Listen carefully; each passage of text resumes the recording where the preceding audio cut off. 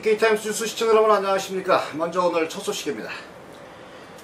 국내 도시들에서 중산층이 사라지고 있습니다. 캐나다 사회과학 및 인권연구협회의 의뢰로 이 토론토 대학이 실시한 관련 조사 결과에 따르면 토론토 시내는 최첨단 부촌으로 탈바꿈한 반면에 1970년대 토론토 중산층이 주로 모여 살던 도시 주변 지역은 빈곤 증가로 인해서 도시 사막화가 된 것으로 나타났습니다.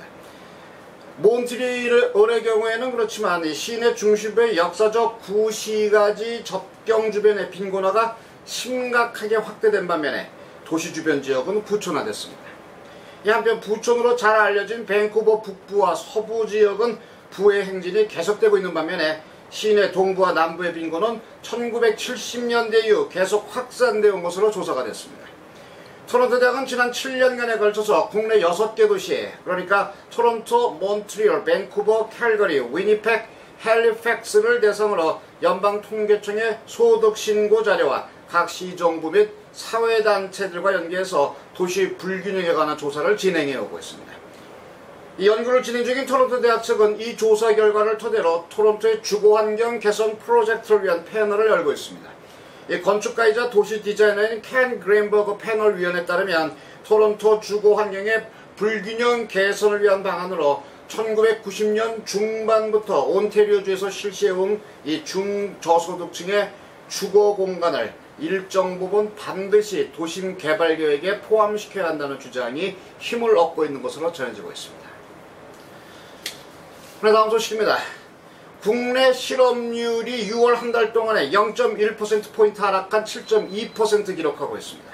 지난 2개월 연속 실업률은 많은 변화를 보이지 않고 보합세를 유지하고 있습니다.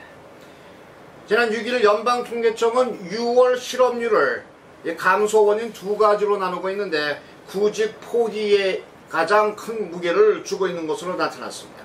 특히 여름방학 일자리를 찾던 대학생과 청소년 중에 구직 포기가 상당히 많았는데 비숙련 인력이 일할 만한 일자리는 거의 발생하지 않고 있는 것으로 조사가 됐습니다. 통계청은 이와 관련해서 1년 전보다 전일제 일자리, 그러니까 풀타임 일자리는 총 22만 2천 건 증가한 반면에 시간제 일자리, 파트타임 일자리는 거의 변화가 없었다고 밝혀주고 있습니다. 일자리가 늘어난 부분도 이 전문직 분야에 몰려 있습니다.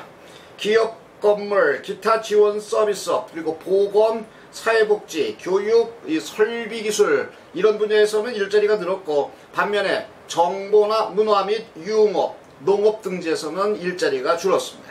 지역별로 고용은 이 온태리오주를 중심으로 발생을 했고 다른 주에서는 큰 변화가 없었습니다. 한편 올 여름에 캐나다 대학생과 사회초년생들은 지난해보다 더 심해진 구인난을 겪게 될 전망입니다. 20살에서 24살 사이의 고용률은 63.2%, 지난해 67.4%에 비해서 크게 떨어지고 있습니다.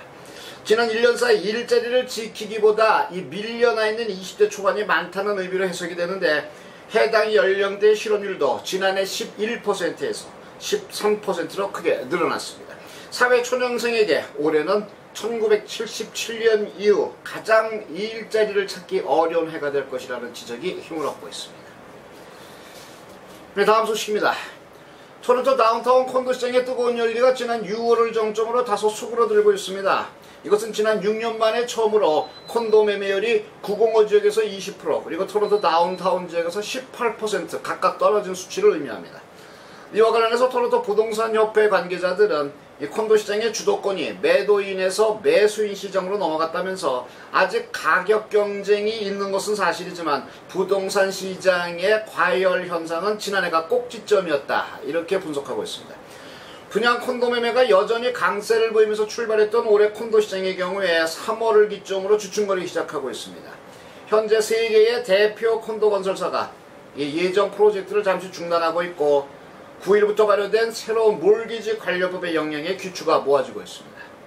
또 향후에 다운타운 이 콘도 시장은 토론토 워터프론트에 개발 중인 75층짜리 태안리 요크 프로젝트의 매매 동향이 결정적 풍향계가 될 전망입니다.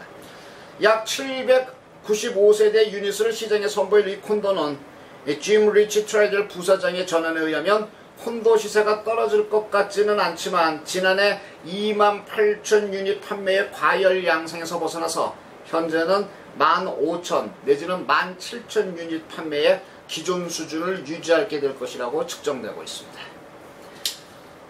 다음 소식입니다. 이 연방정부가 난민 의료 지원을 대폭 제한하려던 기존의 방침을 완화 그리고 수정하면서 한 걸음 뒤로 물러서고 있습니다. 이에 따라서 정부 초청과 개인 후원에 의해서 캐나다에 정착하는 난민들은 병원 서비스, 각종 검사 및 구급차 서비스, 휠체어, 그리고 치과, 안과 등 기타 의료 지원을 받을 수 있게 됐습니다. 제이슨 케니 연방이민장관은 이와 관련해서 이 정부가 난민의 지원을 축소하려 했던 기본 의도는 해외에서 캐나다를 피난처 삼아 들어오는 소위 위장성 난민들에 대해서 제동을 걸기 위한 것이었지 내국인과 차별화하려던 것은 아니었다고 전제하고 결코 이 정부 후원으로 정착하는 난민들은 차별받지 않을 것이라고 단언했습니다. 그동안 정부의 난민 의료 지원에 대한 계획에 항의해온 수많은 단체들은 이 같은 정부의 계획 수정이 일단 정부가 난민들의 의료 지원 필요성을 인정한 것이라면서 환영의 일색입니다.